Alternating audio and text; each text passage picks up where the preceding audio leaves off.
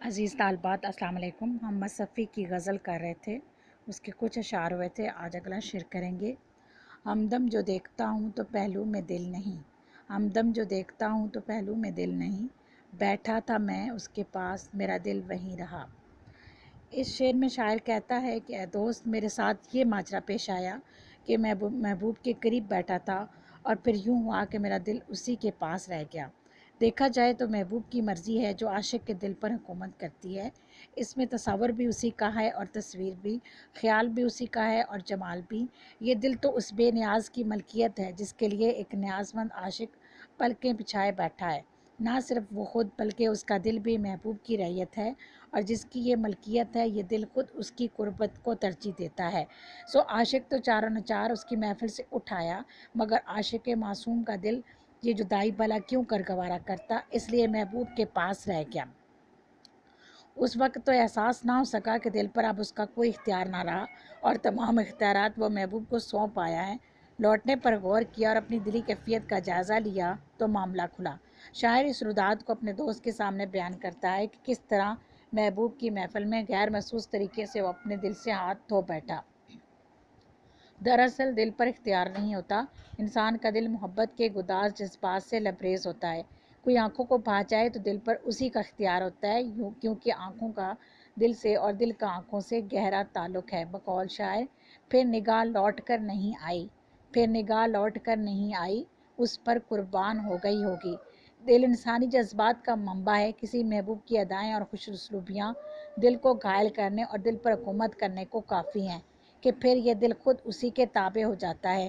دن ہو یا رات، ہر جذبہ، ہر احساس، ہر خیال، ہر سوچ اسی کے لیے اور اسی سے متعلق ہونے لگتی ہے۔ گویا اب اپنا دل پر کوئی اختیار ہی نہیں رہتا، دل اس کی جاگیر بننا پسند کرتا ہے۔ شاعر کہتا ہے، ہم کو تعلقات زمانہ سے کیا غرض، ہم کو تعلقات زمانہ سے کیا غرض، دل تھا کہ ایک دل غریب سو وہ اس کے پاس ہے۔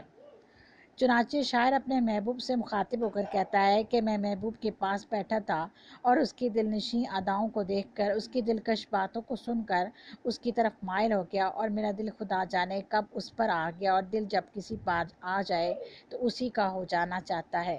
پھر دل پر کس کا اختیار ہے، دل کو کون روک سکتا ہے۔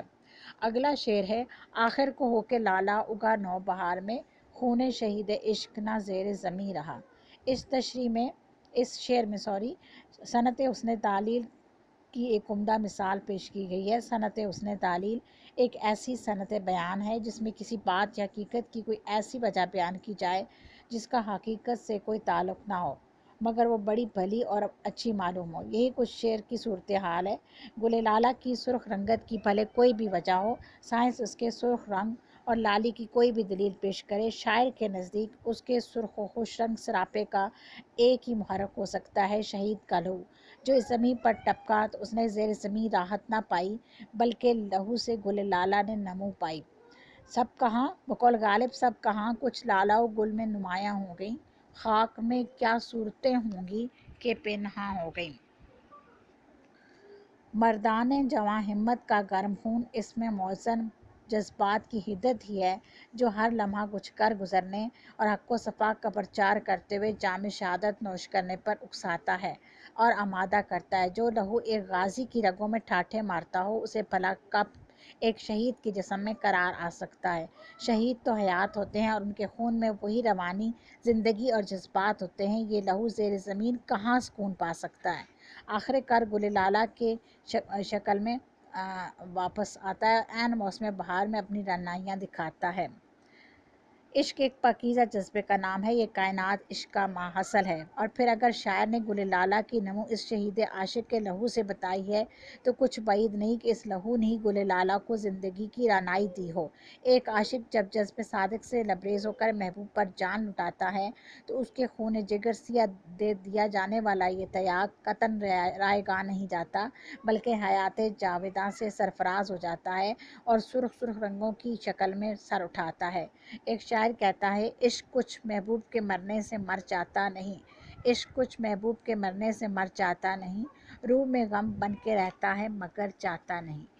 دراصل مصفی نے تشریح طلب میں یہ پیغام دیا ہے کہ کوئی بھی شخص کسی بلند نسبالعین، نظریہ حیات اور اعلیٰ مقصد کی خاطر جان جیسی قیمتی متاع قربان کر دیتا ہے تو اس کا خون رائگاں نہیں جاتا۔ چنانچہ مصطفی کہتے ہیں کہ شہیدوں کا گرم خون زندگی میں تو کارناموں کے جوہر دکھاتا رہا، اب شہادت کے بعد بھی یہ لہو بے چین اور بے قرار تھا۔ آخر یہ لہو گل لالہ کی صورت میں زمین کی سطح سے اوپر آ گیا، خون بھی سرخ ہوتا ہے اور لالہ بھی سرخ ہوتا ہے، اور یہ مماثلت اس علت کی بنیاد ہے۔ لالہ شہید کے خون کی لالی سے پروان چڑھتا ہے۔ یہ خون زیر زمین کچھ عرصہ رہا، مگر ان نوجوانوں کا خون تھا جو زندگی میں بھی اپنے خون کی حدت سے جل اٹھتے تھے، اور ان کی رگ میں کچھ کر دکھانے کی تڑپ تھی۔ یہی تڑپ تو ان کو شہادت کے مقام تک لائی۔ اب شہادت کا جام نوش کرنے کے بعد بھی یہ بے قرار خون کچھ کر دکھانے کے جوش سے بے چین تھا، اور بالآخر موسم بہار میں یہ خون لالے کی سرخی صورت میں نمودار ہوا ہے۔ عزیز طالبات، آپ غلام حمدانی مصطفی کی تشریح یقیناً ساتھ ساتھ کر رہی ہوں گی، اور اس میں حوالے کے اشعار آپ نے ضرور کوٹ کرنے ہیں۔ جب آپ تشریح لکھ کر مجھے سینڈ کریں گی تو اس میں شاعر کا تعارف اور اشعار کی تشریح کے ساتھ ساتھ حوالے کے اشعار جو ہیں وہ آپ لازمی لکھیں گی، کیونکہ اس کے بغیر آپ کی غزل کی تشریح جو ہے وہ زیادہ مؤثر نہیں ہوتی۔ کوشش کیجیے گا کہ آپ حوالے کے اشعار لازمی لکھیں۔ اس کے ساتھ ہی آج کا لیکچر جو ہے وہ اپنے اختتام کو پہنچا۔ باقی انشاءاللہ تعالی ہم کل کریں گے، اور یقیناً آپ کی سمجھ میں آ گیا ہوگا۔ باقی انشاءاللہ باقی اشعار ہم کل کریں گے۔ اللہ حافظ۔